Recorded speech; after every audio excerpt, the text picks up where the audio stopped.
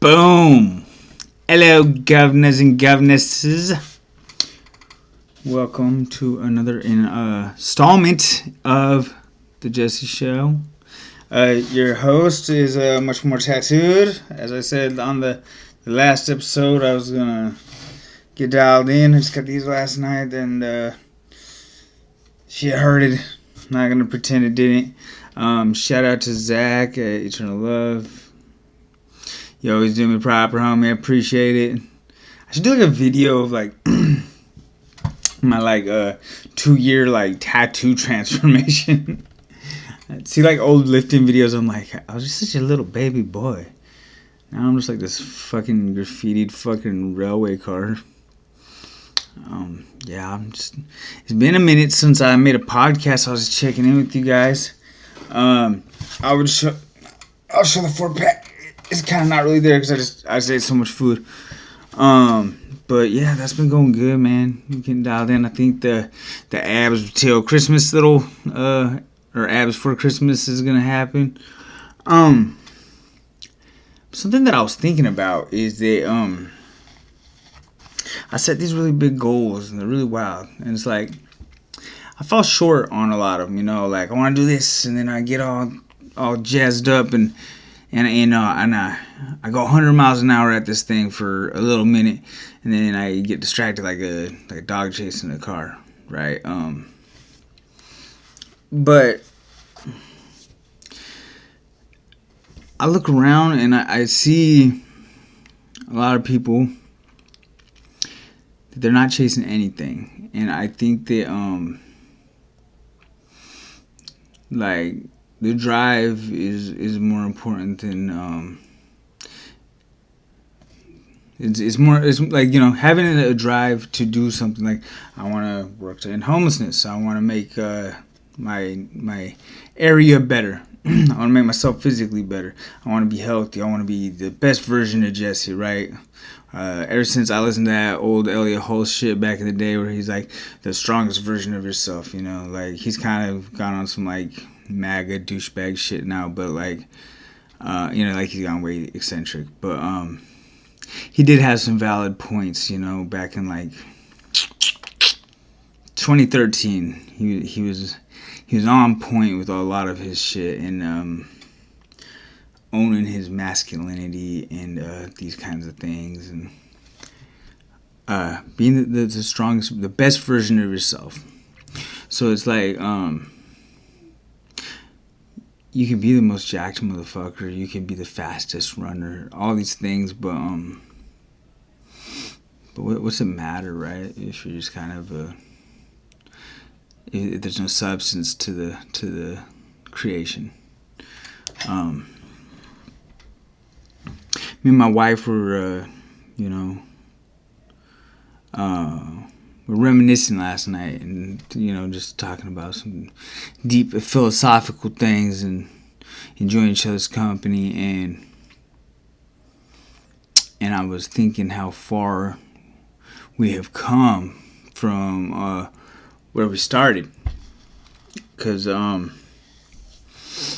those of you who don't know, most of you do, I'm a recovering drug addict. I used to be homeless. I used to fancy myself a drug dealer, but I mostly just sold drugs to support a substance abuse habit. And I hope my wife doesn't mind me telling part of her story, but you know, she has the same hit. She's giving me the thumbs up, so I'll take that as a verbal consent to her letting me share a part of her story. But you know, she comes from a similar background, if not a little harder than mine, actually. Like, you know, a lot of generational trauma, a lot of substance abuse, some mental health stuff, and I almost started crying last night, man, because I was just so grateful for how far we've come. We're laying in bed, and I was thinking, God damn, man. 6 fucking years ago, I lived in a fucking garage. So, there are some cliches, you know, they ring so fucking true. Like, You know. But anyway, like, you know, like, recovery is a real thing, and it happens. And if you apply yourself to betterment of yourself, you can make it. I mean, you know, most people that listen to podcasts are already at some level of understanding of this, of searching out entertainment. You know, you have time to fucking look and focus on something that doesn't involve you chasing drugs, or you have somewhere to watch a show.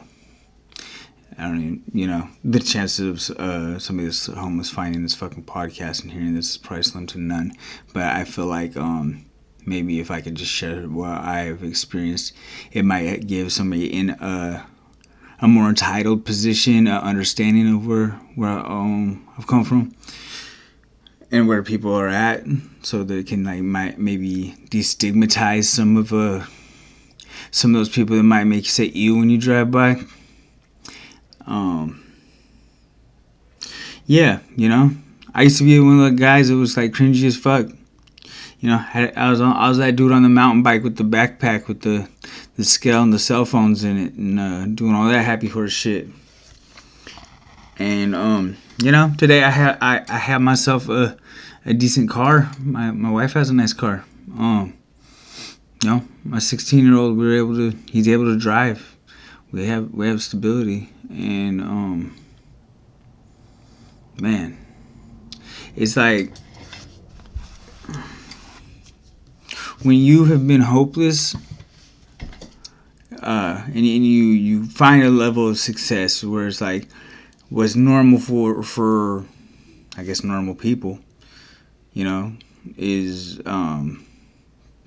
very taken for granted. But for me, it's like there's a saying that's like there's mountains beyond mountains. So I got to the top of this one hill, which is where it's like, you know, I'm financially stable. I got a house. I got a job. But you know, it's hard, but I wouldn't trade it, because I get to be of use to marginalized populations, which is a gift in itself. So I'm probably just rambling. It sound a little crazy, but like, I just wanted to like touch base on just some things that I've been thinking about lately. It's like, you don't know the struggle and how hard it is, and until you've been there, it's like, you know, like functioning depression, right? Like functioning anxiety, high functioning anxiety. That's a real thing that people don't really understand. They don't see, because you have to hide it, and it's something that you know, a lot of people I know live with, something I live with, and it's like, I don't know how well I really fucking hide it, but you know, people see me as outgoing and talkative, and got jokes, and I can run my mouth for just ever, and you know, I'm very articulate, and you know, I have a podcast, I do a show, I do multiple podcasts, I talk for a fucking living to people to try and help them find some sort of stability, and I, you know, set up meetings with community partners, and I present things. But you know, there's days where it's like, man, it's scary. You get that imposter syndrome. Like, do I belong here? Like I'm like, you know, I'm not from this world where I don't have these college degrees. I don't have these things that a lot of my colleagues do, and that's, you know, that's scary. But I have faith that the divine wisdom of the universe, or maybe I just fucking got my foot in the door and fucking finessed my way to where I'm at. But you know, I'm in a position to do something with myself, and I want to take advantage of that, and I want to use any platforms I can, such as this my podcast, to try to help people better understand struggle of homeless people with substance abuse, with mental health issues. It's like to destigmatize that shit, because it's like people well, you would not know that they are fucking suicidal. Or people are like, I don't want to say too much right now, because I don't want to say too much about my personal stuff, because I have shit going on right now that is probably not the most healthy and shit that I want to talk about. But like what's that Robin Williams quote? Don't judge. Be kind to people, because you don't know the battles that they're fighting, right? And he spent his whole life trying to make people laugh, and he had that substance abuse, and he found a battle he didn't want to fight. That he had that Parkinson's, a terminal disease that just it doesn't end well, and he chose a different way out, and so I mean, we all got demons that nobody sees. So maybe I'm just rambling on and talking like a crazy person. I'm not sure, but I don't know. I just want to touch base and talk about what's on my heart with y'all. I went to the beach today, man. I got tattooed this week. Shit hurt. Looks cool though, right? Ooh. Alright, well anyway, I guess that's gonna be it for this episode of The Jesse Show. I hope it wasn't just too meandering and rambling to make any kind of sense or have any effect on you, but I hope you can appreciate my words. I appreciate you listening. Thank you.